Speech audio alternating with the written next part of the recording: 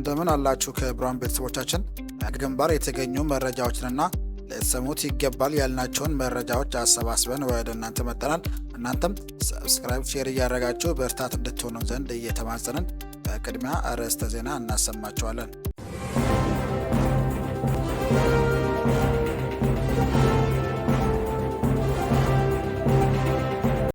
ህዝባዊ ውይይቶቹም እንደቀጠሉ ናቸው። ከኛ ጋር ስትሆኑ የምትሰሙት ዘገባችን ነው። በአማራ ፋኖ ብሔራዊ ኃይል ምስራቅ አማራ ቀጠና ሜሌክ ዕዝ ግዙፍ ላስታ ጄኔራል አሳምነው ጽጌ ኮር ስር ተፈራ ማሞ ክፍለ ጦር በጠላት ኃይል ላይ ደፈጣ በመጣል ከፍተኛ ድል ተቀናጀ። አብራችሁ ስትቆዩ ትሰሙታላችሁ። በወልዲያ ከተማ በቅርብ ርቀት በተደረገው የአጭር ሰዓት ማጥቃት ከ20 በላይ የአገዛዙ ወታደሮች ተገደሉ። በዝርዝር የምንመለከተው ይሆናል። ከብርሃን አድማጮቻችን በድጋሚ ለዚህ ቻናል አዲስ የሆናችሁ ቤተሰቦች ሰብስክራይብ ማድረጉን እንዳትዘንጉ እያልን የግንባር መረጃዎች እንደተለቀቀ ወዲያውኑ እንዲደርሳችሁ ደወል ምልክቱን ተጫኑት እያልን በቀጥታ ወደ ዝርዝር መረጃ አቀናን።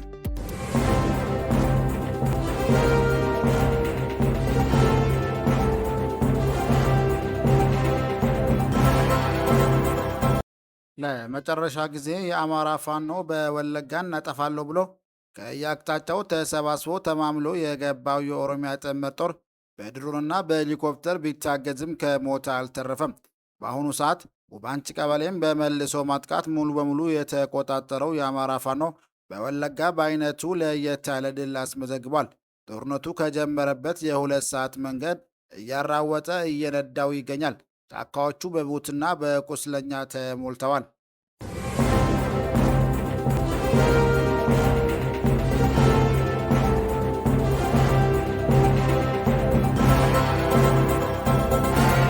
ከወልዲያ ከተማ በቅርብ ርቀት በተደረገ የአጭር ሰዓት ማጥቃት ከ20 በላይ የአገዛዙ ወታደሮች ተገደሉ። ሜሌክ ዕዝ የሰሜን ወሎ ዞን መናገሻ ከሆነችው ከወልዲያ ከተማ በውስን ኪሎ ሜትሮች ርቀት ላይ በምትገኘው ጃርሳ ቀበሌ ዛሬ ህዳር 12 2018 ዓ.ም አመሻሹም ባካሄደው የአጭር ሰዓት ማጥቃት በጠላት ላይ ከባድ ጉዳት በማድረስ ድል በድል ተቀናጅቶ ማምሸቱን ለመረብ ሚዲያ በላከው መረጃ አስታውቋል።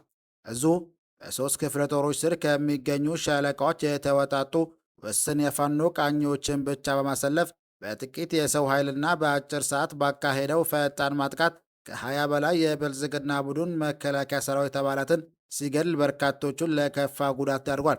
ጸረ አማራው ኃይል በዚህ ምሽት ቁስለኛና አስክሬኑን በበርካታ ተሽከርካሪ ጭኖ ወደ ሼህ መሐመድ ሁሴን አላሙዲን ስታዲየም እያጓጓዘ ይገኛል።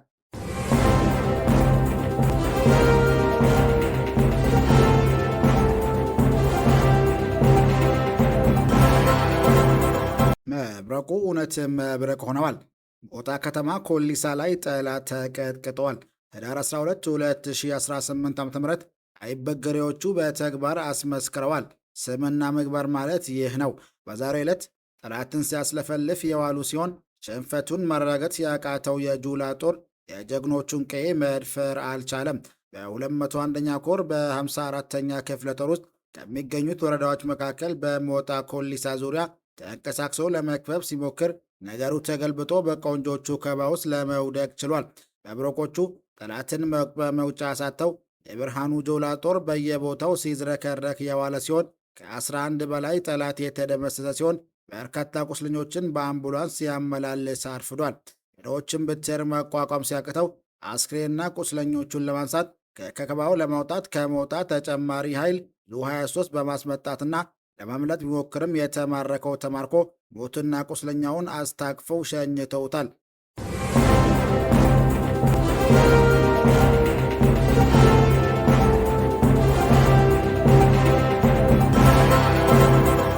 የምስራቅ አማራ ኮር 1 የባለሽርጡ ክፍለ ጦር በሰሜን ወሎ ዞን ሀብሩ ወረዳ በጊራና ከተማና በጎራርባ ቀበሌ ሲንቀሳቀስ በነበረው የስርዓቱ ወታደር ላይ በተያዘ የተጠና የደፈጣ ጥቃት የጠላትን ኃይል ሙትና ቁስለኛ በማድረግ ድል ተጎናጸፈ።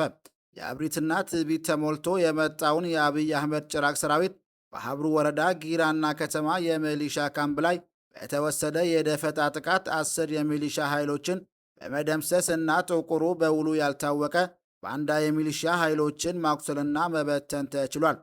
በሌላ የአውደ ውጊያ መረጃ ጊራና ከተማ ላይ በተሰነዘረው የደፈጣ ጥቃት የጠላት ኃይል ከጊራና ወደ ጎረርባ ሲንቀሳቀስ የጠላትን ኃይል ስበት በመድረግ የጠላትን ሰራዊት ወደ ሞት ምድብ ስቦ በማስገባት ገሚሱን ሙትና ገሚሱን ቁስለኛ እንዲሁም እንዲበተን ማድረግ ተችሏል። ዛሬ ህዳር 12 2018 ከረፋዱ 10 ሰዓት እስከ ቀኑ 4 ሰዓት ድረስ በቆየው አውደ ውጊያ የጠላትን ቅጥረኛ ሰራዊት ወደ መሬት በግስሎች ነፍጥ እየተፈለገ የተረፈረፈ ሲሆን ከፊቱ የሚነጠፈውን ጓዱን የተመለከተ ጠላት ለተወሰነ ሰዓት ባለበት ቆሞ ሞዴስ ናፈቀኝ ብልም ጉሮሮውን ቢያላዝምም ገስላው ፋኖ ወደፊት በማጥቃት ከሞደስ ናፍቆት ወደ ማይቀረው ሲኦል ሸኝቷል። አንድ ጥይት ለአንድ ጠላት በሚል የአማራ ብሂል ለአንድ ጠላት በአንድ ጥይት ግንባር ግንባሩን ተብሏል። በርካታ ሙትና ቁስለኛ ያስተናገደው የአብይ አህመድ ሰራዊት የሞራል ውድቀት የቁስል ክስረትን በማስተናገድ እና የደረሰበትን በትር መቋቋም ሲያቅተው ሁለት ንጹሃኖችን በዘፈቀደ ተኩስ በመግደል የዘወትር ግብሩንና አቅዶ የመጣውን የጥፋት ተልዕኮ ሳያሳካ ወደ መጣበት ወደ ጊራና መርሳ ከተማ መመለስ ተችሏል። አገዛዙ ክፉኛ የቆሰለውን ሰራዊት በአምቡላንሶች ወደ ጊራና ጤና ጣቢያ መርሳ ሆቴል ሲያስገባ ታይቷል።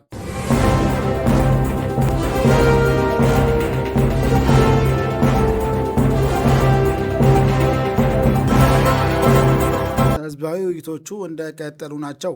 የአማራ ፋኖ ብሔራዊ ኃይል ቴዎድሮስ ዕዝ 201ኛ ኮር 64ኛ ክፍለ ጦር አመራሮችና የእነማይ ወረዳ ጊዜያዊ መንግስት አስተዳደር በተገኙበት በእነማይ ወረዳ ቀሸምሽ ቀበሌ ህዝባዊ ውይይቶች አካሂዷል። የቀበሌ አስተዳደር ጸጥታ ዘርፍ፣ የቀበሌ ማህበራዊ ፍትህ አገልግሎት፣ የቀበሌ ወጣት አደረጃጀት፣ የቀበሌ ችግር ፈቺ የሀገር ሽማግሌዎችን አዋቅረዋል። በስብሰባ መድረክ የተገኘው ማህበረሰቡ የተሰራው የቀበሌ አዲስ አደራጀት ደስተኛ መሆኑን ተናግረዋል። በህዝብ ውይይት መድረክ የመሩት የክፍለ ጦርና የወረዳ ጊዜያዊ መንግስት አመራሮች የአማራ ህዝብ የህልውና ትግል ያለበትን ወቅታዊ ቁመናና አገዛዙ በአማራ ህዝብ ላይ እያካሄደ ያለውን ዘር ተኮር ጭፍጨፋ አስረድተዋል።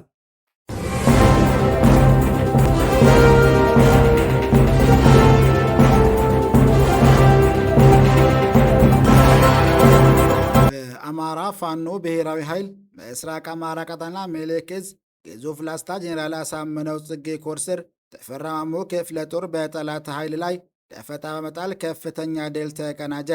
በክፍለ ጦሩ ስር የሚገኘው ሁለተኛ ሻለቃ ሻምበል ሀብታሙ ሻለቃ ህዳር 12 2018 ዓ.ም ከቀኑ 6 ሰዓት ላይ ጠላት መነሻውን ከአይና ከተማ ወደ ቋሮ 010 ቀበሌ በማድረግ ላይ ያለ ካሰበው ሳይደርስ መስቀል ክርስቶስ 03 ቀበሌ ላይ ደፈጣ መጣል የአገዛዙን ብልጽግና ወንበር አስጠባቂ ሰራዊት ከ10 በላይ ሲደመሰስ ከ15 በላይ ቁስለኛውን ይዞ ተመልሷል።